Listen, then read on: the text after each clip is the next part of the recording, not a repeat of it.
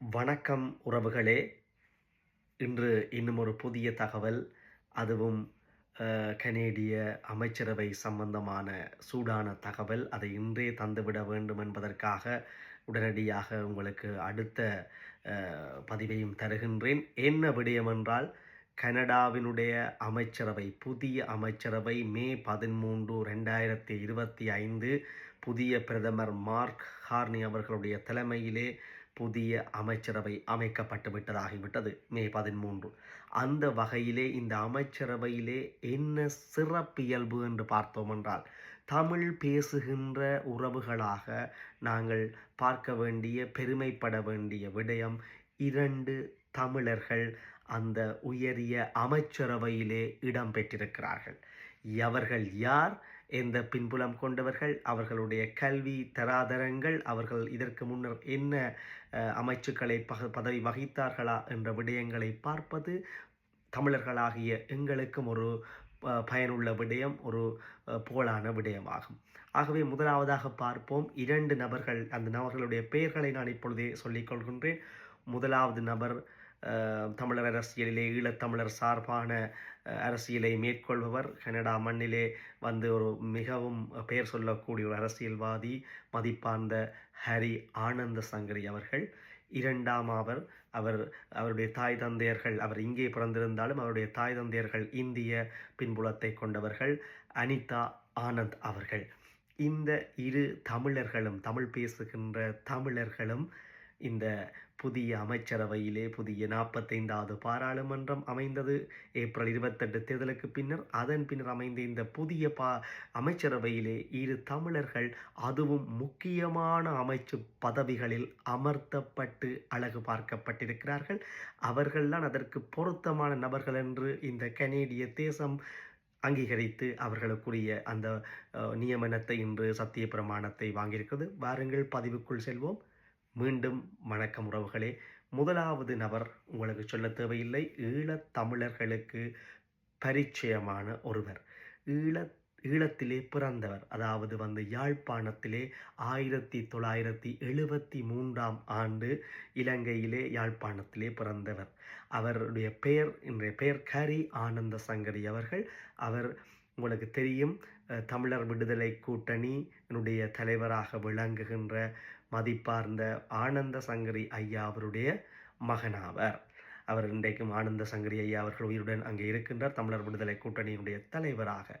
அந்த வகையிலே அவர்கள் உள்நாட்டு போர் காரணமாக இடம்பெயர்ந்து கனடாவிலே குடியேறி இன்று அவர் கரியானந்த சங்கரி அவர்கள் தன்னுடைய பட்ட படிப்புகள், மேற்பட்ட படிப்புகளை முடித்து அரசியலிலே கால் வைத்து, கனடாவினுடைய அரசியலிலே கால் வைத்து இன்று எட்ட முடியாத உயரங்களை உயர்ந்து நிற்கின்றார். அது ஈழத் தமிழருக்கும் பெருமை சேர்க்கின்ற விடயம். பார்ப்போம், இன்றைய மே 13, 2025ஆம் ஆண்டிலே அமைக்கப்பட்ட அமைச்சரவையிலே ஹரி ஆனந்த சங்கரி அவர்களுக்கு என்ன அமைச்சு பதவி வழங்கப்பட்டது பார்ப்போம். அது ஒரு மிகவும் பெருமதியான அமைச்சு பதவி. என்ன அமைச்சு என்றால் ministry of public safety. Ministry of public safety, அதாவது பொதுமக்களுக்கான பாதுகாப்பு அமைச்சு. நீங்கள் நினைக்கக்கூடாது இது ஒரு சிறிய அமைச்சு என்று.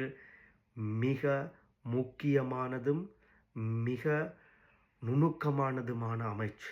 கத்தி மேல் ஏறி நிற்கின்ற அமைச்சு இது. ஏன் சொல்கின்றேன் என்றால், கனடா ரஷ்யாவுக்கு பிறகு பெரிய நிலப்பரப்பை கொண்ட ஒரு நாடு. இங்கே பாதுகாப்பு, கனடாவை ஏன் மக்கள் விரும்புகிறார்கள் என்றால், பொது மக்களின் பாதுகாப்பு. பொது மக்கள் மிகச் சுதந்திரமாகவும் எந்த பயமுமின்றி குற்றச்செயல்கள் குறைந்த ஒரு நாடாக, வாழ்வதற்கு உகந்த நாடாக இருப்பதனால்தான் உலகத்திலே பறந்து வாழ்கின்ற பல மக்கள் கனடாவை ஒரு உகந்த வாழ்வதற்குரிய நாடாக தேர்ந்தெடுக்கிறார்கள். அந்த வகையிலே ஒரு மிகப்பெரிய அமைச்சை ஈழத் தமிழனுக்கு கொடுத்திருக்கிறது என்பதற்கு, கனடா அரசாங்கம் கொடுத்து அழகு பார்த்திருக்கிறது என்பதற்கு அப்பால், அதற்கு பொருத்தமானவர் என்று இந்த ஈழத்தமிழரை அதில் அமர்த்தி இருக்கிறது என்றால், இது ஈழத் தமிழர்களுக்கும் ஒட்டுமொத்த தமிழர்களுக்கும் பெருமை சேர்க்கின்ற விடயம். ஏன் இந்த அமைச்சு பெறுமதியானது என்பதை நான் பார்க்க போகின்றேன். இந்த அமைச்சு ஏன் பெறுமதியானது என்றால், பொதுமக்கள் பாதுகாப்பு என்பது என்னென்னத்தை உள்ளடக்கமாக கையாளப் போகின்றதென்றால், பொதுமக்களினுடைய ஒட்டுமொத்த பாதுகாப்பு. போலீஸ் அதிகாரம், ஒட்டுமொத்த போலீஸையும் முகாமை செய்கின்ற விடயம், உளவு பார்க்கின்ற விடயம். ஏனென்றால் பொதுமக்களுக்குள்ள வந்து பிரச்சனை வரக்கூடாது, எல்லைகளுக்குள்ளால பிரச்சனை வரக்கூடாது, ஏதாவது குற்றச்செயல்கள் நடந்தால் அல்லது தீவிரவாத ஊடுருவல்கள் நடந்தால் பொதுமக்களுடைய பாதுகாப்புக்கு பங்கம் நிகழும். ஆகவே உளவு விடயங்களை கண்காணிக்கின்ற, கையாளுகின்ற மிக பெறுமதியான அமைச்சு. அரசியல் விடயங்கள், இரண்டு அரசியல் வந்து மக்களோடு பின்னி பிணைகின்ற, மக்களுடைய தாக்கம் செலுத்துகின்ற ஒன்று. ஆகவே அரசியல் விடயங்களை கையாளுகின்ற அமைச்சு. அதை விட எல்லை பாதுகாப்பு என்னென்னா, எல்லை தாண்டி பாகிஸ்தானுக்கும் இந்தியாவுக்கும் என்ன பிரச்சனை வந்தது, எல்லை தாண்டி தீவிரவாதிகள் இந்தியாக்குள்ள வந்து அங்கே மக்களை படுகொலை செய்தபடியா அந்த பொதுமக்களுடைய பாதுகாப்பு பிரச்சனை கேள்விக்குறியாயிருந்ததால் இந்தியா பாகிஸ்தான் மீது தாக்குதலை தொடுத்தது. ஆகவே எல்லை பாதுகாப்பு என்பது மிக முக்கியமானது. பெரும்பாலும் எல்லையை யுஎஸ்ஏயோடு தான் அது கனடா வந்து பகிர்ந்து கொள்ளுது. ஆகவே யுஎஸ்ஏனுடைய எல்லை பாதுகாப்பும் எங்களுடைய எல்லை பாதுகாப்பும் பின்னி பிணைந்தது. இந்த ரெண்டு நாட்டுக்கும் இடையில் உளவு பரிமாற்றங்கள், உளவு செய்திகள், பாதுகாப்பு விடயங்கள் வந்து பரிமாற்றப்படுகிறது. இந்த விடயங்களை கையாளப் போவதும் இந்த அமைச்சுத்தான். ஆகவே அண்மையிலே மார்க் கார்னி அவர்கள் பிரதமராக வாஷிங்டனிலே ட்ரம்ப் அவர்களை சந்தித்த பொழுது இரு நாட்டுகளுக்கும் இடையிலான பாதுகாப்பு, எல்லை பாதுகாப்பு பற்றி கலந்துரையாடி இருந்தார்கள். அந்த கலந்துரையாடலுக்கு பின்னர் இன்றைக்கு மே 13 வந்து ஒரு முக்கியமாக ஈழத்தமிழர் இந்த பப்ளிக் சேஃப்டிக்குரிய மினிஸ்டராக அமர்த்தப்பட்டிருக்கிறார் என்றால், இந்த ஈழத்தமிழர் ஹரி ஆனந்த சங்கரி அவர்கள் நான் மதிப்பார்ந்தவர் தான் இந்த எல்லை பாதுகாப்பு விடயங்களை ஒட்டுமொத்தமாக கையாளுகின்ற அமைச்சராக நியமிக்கப்பட்டிருக்கிறார். அதைவிட சட்ட அமுலாக்கங்கள், பொதுமக்களுக்குரிய மற்ற சட்ட அமுலாக்கங்கள், குற்றவியல் விசாரணைகள், குற்றங்கள் நடப்பதற்குரிய விசாரணைகள், உள்நாட்டு மக்களுக்குரிய பாதுகாப்பு, உள்நாட்டு வெளிநாட்டு எல்லை பாதுகாப்புக்குரிய விடயங்கள், அவசர நிலை, ஒரு இடத்துல வந்து அவசரமான நிலை, நிலநடுக்கங்கள், போன வருடமெல்லாம் அல்பர்டாவில் தீப்பரவல் ஏற்பட்டது, காட்டுத்தீ, அப்படியான அவசர நிலைகள் ஏற்படுகின்ற பொழுது, சூறாவளிகள், இப்படியான அவசர நிலைகள் ஏற்படுகின்ற பொழுது மக்களை பாதுகாப்பாக வைத்திருக்கிறது. அந்த விடயங்களை எல்லாம் கையாளுகிறது. அடுத்த விடயம் அகதிகள் பாதுகாப்பு, குடிவரவு பாதுகாப்பு. உங்களுக்கு தெரியும், வருடந்தோறும் அதிகளவு அகதிகள் அல்லது குடிபெயர்வாளர்கள் இங்கே வருகிறார்கள், குடியேறுகிறார்கள். அவர்களுடைய பாதுகாப்புகளை கையாளப் போவதும் இந்த அமைச்சுத்தான். அதை விட பிரத்யேக சட்டங்கள், அதாவது இந்த அகதிகளுக்குரிய பாதுகாப்பு சட்டங்களோ அல்லது மக்களுக்குரிய பாதுகாப்பு சட்டங்களோ குற்றவியல் சட்டங்களோ இதுகளை எல்லாம் இயற்றது யாரென்று பார்த்தோம் என்றால் இந்த அமைச்சுத்தான். ஆகவே இந்த அமைச்சு யாருக்கு சென்று சேர்ந்திருக்கிறது என்றால், ஒரு ஈழத்தை பிறப்பிடமாக கொண்ட, ஒரு ஈழத்தை அடியாக கொண்ட ஒரு ஈழத்தமிழன் என்று கனடாவிலே வந்து சாதனை படைத்து இங்கே வந்து மிளிர்ந்து இந்த உயரிய அமைச்சை பெற்றிருக்கிறார். ஆகவே அவருக்குரிய இந்த பதவி என்பது இதன் மூலம் அதிகளவான அமைச்சுக்களை, இந்த விடயங்களை கையாளப் போகின்றார். அதான் சொன்னேன் முதலே, கத்தி மேல் நடக்கின்ற பதவி. ஏனென்றால் பொதுமக்கள் பாதுகாப்புன்றது அனைத்து உளவுத்துறை, போலீஸ் துறை, எல்லை பாதுகாப்பு, அகதிகள் சட்டம், அமுலாக்கல் துறை அனைத்தையும் கண்ட்ரோல் பண்ணுகின்ற ஒரு அமைச்சை தான் இவர் வைத்திருக்கிறார். ஒரு பெருமதியான அமைச்சு இது. கனடா உலகத்திலே வந்து ஒரு அமைதியான நாடாக பார்க்கப்படுகிற நாடு, பொதுமக்கள் வாழக்கூடிய ஒரு நாடாக பார்க்கின்ற நாடு. அதை பொறுப்பை கையளித்திருக்கிறார்கள் கனடா அரசாங்கம் ஒரு ஈழத்தமிழனுக்கு. இதிலே ஒட்டுமொத்த தமிழர்களும் பெருமை கொள்ள வேண்டிய விடயம். இவருடைய கல்வி தகமையை பார்த்தோம் என்றால், இவர் கனடாவிலே குடியேறி பின்னர் கனடா குடிமகனாக வந்து அங்கே படித்து சிட்டிசன்ஷிப் பெற்று பிறகு அரசியலிலே கால்தடம் படித்தவர். இவர் ஒரு பேசிக்காக பார்த்தோம் என்றால் லோ படித்திருக்கின்றார். இப்போ லோயராக கடமையாற்றியிருக்கிறார். அதை விட ஹியூமன் ரைட்ஸ், மனித உரிமைகள் சம்பந்தமாக நிபுணத்துவம் பெற்றவராக இருந்திருக்கிறார்.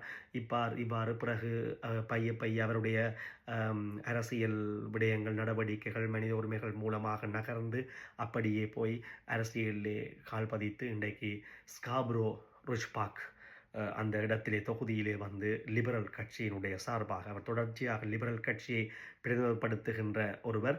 அந்த லிபரல் கட்சியினுடைய தொடர்ச்சியாக அவர் பாராளுமன்றத்துக்கு தெரிவாகின்ற ஒருவர் ஈழத்தமிழர்களுடைய வாக்குகளினால் இந்த முறையும் அதிக அளவு வாக்குகளினால் தெரிவு செய்யப்பட்டு பாராளுமன்றம் 45வது பாராளுமன்றம் தெரிவு செய்யப்பட்டார். அங்கே அவருக்கு இந்த பெறுமதியான அமைச்சு பொதுமக்கள் பாதுகாப்பு அமைச்சு வழங்கப்பட்டிருக்கிறது. அந்த அதுக்கு மேலதிகமாக நாங்கள் பார்த்தோம் என்றால் இதற்கு முன்னர் என்னென்ன அமைச்சுக்களை இவர் பதவி வகித்தாரா என்று பார்த்தால் அதாவது தேர்தல் நடக்கின்ற ஏப்ரல் 28, 2025 அந்த கால பகுதியிலேயே அந்த ஜஸ்டின் ட்ரூடோ இருக்கின்ற முதல் ராஜினாமா செய்ய முதலே இவருக்குரிய இன்னும் பெறுமதியான ஒரு அமைச்சு பதவி வழங்கப்பட்டது. அந்த அமைச்சு பதவி என்ன என்று பார்த்தோம் என்றால் minister of justice and attorney general of Canada, அதாவது நீதி அமைச்சும் சட்டமா அதிபர் பதவியும், கனடாவினுடைய சட்டமா அதிபருடைய பதவியும் இவருக்குத்தான் வழங்கப்பட்டிருந்தது. அதுவும் ஒரு பெருமதியான அமைச்சு பதவி. ஒரு ஈழத்தமிழன், இங்கே குடியேறிய தமிழன், இங்கே குடியேறி இங்கே சிட்டிசன்ஷிப் பெற்று பைய படித்து வளர்ந்த ஒரு கனடாவினுடைய நீதி அமைச்சராக வருவதென்பது எவ்வளவு பெரிய சாதனை, இமாலய சாதனை. இது கனடாவில் தான் சாத்தியமாக இருக்கிறது. வேறு நாடுகள், யூரோப் நாடுகளிலேயும் சாத்தியமாகி கொண்டிருக்கிறது. பலர் முன்னுரை கொண்டிருக்கிறார்கள். அந்த வகையிலே இது எப்போது இருந்தால் மார்ச் 2025 இருந்து இப்போ மே இந்த புதிய அமைச்சை பெறும் மட்டும் மே 2025 மட்டும் இந்த பதவியில் இருந்திருக்கிறார். இதுக்கு முதல் என்ன அமைச்சு பதவியாக இருந்திருக்கிறார் என்றால் ministry of indigenous relations and northern affairs, அதாவது வந்து உள்நாட்டு விவகாரங்களும் வடக்குக்கான உறவுகள் சம்பந்தமான அமைச்சை அவர் 2023 2024 மட்டும் அந்த அமைச்சையும் வகித்திருக்கிறார் ஜஸ்டின் ட்ரூடோ பிரதமர் தலைமையிலே. ஆக ஒட்டுமொத்தமாக சொல்ல போனால் இந்த கரி ஆனந்த சங்கரி அவர்களுடைய மதிப்பார்ந்த கரி ஆனந்த சங்கருடைய அவர்களுடைய வளர்ச்சி என்பது ஒரு மிகவும் உற்று நோக்கத்தக்கது. அவருக்கு இன்றைக்கு கிடைக்கப்பட்ட பதவி என்பது வெறும் மினிஸ்ட்ரி அல்ல, வெறும் கையெழுத்து போடுகின்ற மினிஸ்ட்ரி அல்ல. கண்ணுக்குள்ளே எண்ணெயை விட்டு கொண்டு பொது மக்களின் பாதுகாப்பு சம்பந்தமாக, அதுவும் தனியாக ஒரு விடயம் இல்லை, நான் முதல் சொன்ன அவ்வளவு விடயம், போலீஸ், குற்றவியல், உளவுத்துறை, எல்லை பாதுகாப்பு, அகதிகள் சட்டம், நியதி சட்டங்கள், பாதுகாப்பு சட்டங்கள், இடர்நிலைகள் எல்லாவற்றையும் ஒரு ஒரு இடத்துல கொண்டு குமிச்ச வேண்டாம், இவ்வளத்தையும் கண்காணிக்கிறதுக்கு நேரமே இருக்காது. ஆகவே கனடாவினுடைய பெருமதியான ஒரு அமைச்சு பதவியை ஈழத்தமிழன் அங்கே அலங்கரித்து கொண்டிருக்கிறார் என்றால் அது ஒட்டுமொத்த ஈழத்தமிழர்களுக்கும் உலகத் தமிழர்களுக்கும் பெருமை.